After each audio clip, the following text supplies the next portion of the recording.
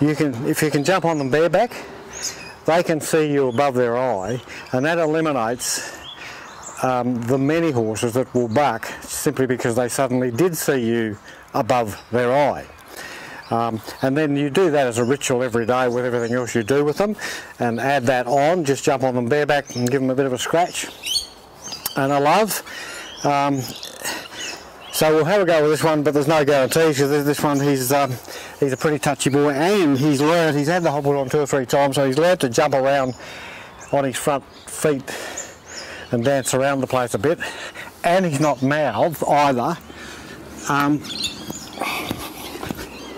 And this is a process, as you can see, the head in the air, but this is a process whereby you've got to, good boy, he's a good boy, but then touching his shoulder with your chest. That's the next progression of this. Good boy, he's a good boy. Ooh. Ooh.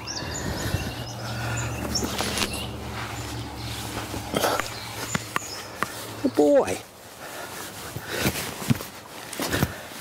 Good girl. She's a good girl. She's a good girl. She's a good girl. See how quickly these young ones sweat up?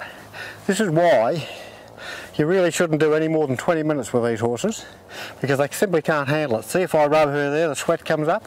It's under her coat, simply because I did 5 minutes of join up with her.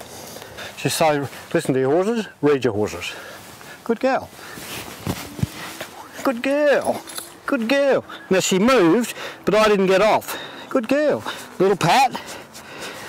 As I say, there are over 30 reasons why of spin-off results from them, and this is just one of them.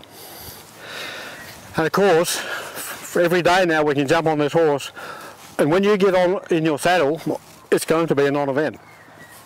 And to the amateur, that's a very important thing, because I don't want any surprises. We go. Good girl. Good girl.